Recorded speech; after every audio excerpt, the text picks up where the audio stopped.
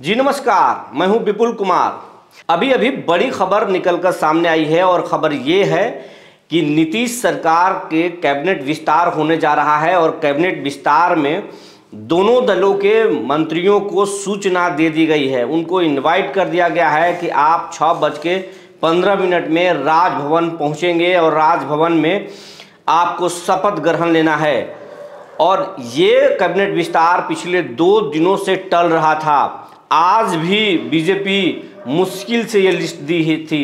एक दिन पहले ही बीजेपी से मुख्यमंत्री ने लिस्ट मांगा था, लिस्ट लगभग तैयार भी हुआ था, लेकिन अचानक उस लिस्ट को रोक दिया गया था क्योंकि कहा जा रहा था कि बीजेपी में भगदड़ की स्थिति है।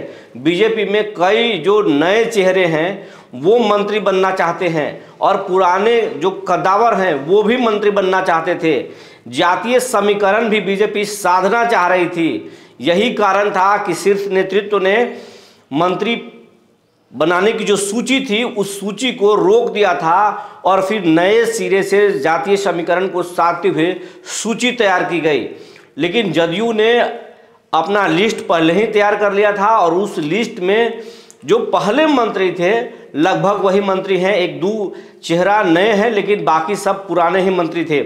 और आपको बताते चले कि बीजेपी से जो 12 नए मंत्री बनने वाले हैं, 12 लोगों के नाम चिन्हित किया गया है, वो सूची में शामिल किया गया है। उस 12 लोगों में मंगल पांडे हैं। मंगल पांडे लंबे समय के बाद मंत्री बनने जा रहे हैं नीतीश कैबिनेट में। उसके बाद रेणु देवी हैं, नीरज बबलू हैं, नितिन नवीन हैं, संतोष सिंह हैं, जनक राम हैं, केदार गुप्ता हैं, दिलीप जायसवाल हैं, हरीश सहनी हैं, सुरेश मेहता हैं और कृष्णनंदन पासवान हैं। ये तमाम नाम बीजेपी के हैं जो नीतीश कैबिनेट में आज शपथ ग्रहण ले सकते हैं। ये संभावित नाम हैं। ये हमारे चैनल को जानकारी मिली है कि ये संभावित चेहरे हैं जो नीतीश कैबिनेट में शपथ ग्रहण ले सकते हैं और ये बीजेपी के नाम हैं। अगर इसी तरह हम बात करें तो जदयू से जो नाम सामने आ रहा है उसमें सुनील कुमार हैं, शीला मंडल हैं, अशोक चौधरी हैं, महेश्वर हजारी हैं, जयंत राज हैं, जमा खान हैं, लेसी सिंह हैं, रत्नेश सदा हैं और मदन सहनी हैं। ये तमाम नाम जो हैं और ये हैं और ये शपथ ग्रहण लेंगे। तो नीतीश के जदयू कोटे में जो पुराने मंत्री थे उन मंत्रियों को ही शामिल किया जा रहा है और बीजेपी में भी जातीय समीकरण साधने की पूरी कोशिश की गई है। कई जो पहले मंत्री थे उन मंत्रियों को शामिल किया गया है, लंबे समय के बाद शामिल किया गया है और इसलिए शामिल किया गया है कि कहीं विद्रोह की स्थिति भी ना हो जाए।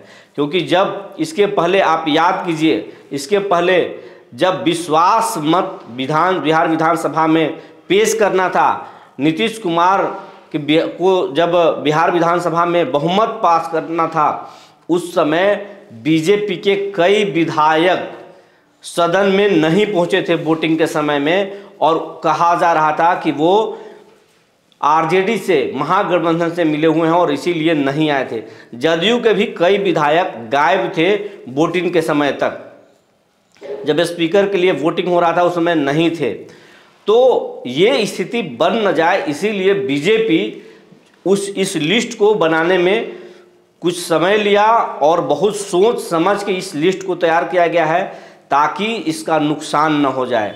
जैसे मंगल पांडे को अगर मंत्री नहीं बनाया जाता है, जनक राम को नहीं बनाया जाता है, या तमाम जो नाम हैं उनको अगर नहीं बनाया जाता, वो नाराज़ हो जाते और वो पार्टी में विद्रोह कर देते तो इसको कहीं ना कहीं लोकसभा चुनाव में नुकसान होता। और बीजेपी और ख़ास करके पीएम मोदी लोकसभा चुनाव में 0 रिस्क में रहना चाहते हैं, कोई रिस्क नहीं लेना चाहते हैं। लेकिन नीतीश कुमार इसको लेकर आश्वस्त हैं। नीतीश कुमार की पार्टी में कुछ विधायक ज़रूर बगावत किए थे लेकिन नीतीश निश्चिंत हैं क्योंकि आमतौर पर नीतीश के विधायक उनके खिलाफ नहीं जाते हैं और आने वाला वक्त में उनको मालूम है कि नीतीश कुमार कब किधर चले जाएं और इसका कोई ठिकाना नहीं है। और नीतीश कुमार आज अगर उनसे बागी होकर आरजेडी में चले गए और नीतीश कुमार फिर अगर वहाँ चले गए तो उनकी खैर नहीं है। तो नीतीश के विधायक इधर उधर नहीं होंगे, ये इसकी संभावना कम है। हालांकि टूट की बात हमेशा आती है, लेकिन ऐसा अब तक नहीं हुआ है। तो शाम 6:15 में बिहार सरकार में नीतीश की कैबिनेट का विस्तार होने वाला है और उसी समय साफ हो पाएगा कि इसमें जो संभावित नाम हैं उसी नाम के मंत्रियों को शपथ ग्रहण कराया गया, उन्हीं को शपथ ग्रहण कराया गया, या इससे इतर भी कोई नाम है जिसको शपथ ग्रहण कराया गया। जो जानकारी निकल कर आई थी हमने आपको बता दिया। तब तक के लिए धन्यवाद।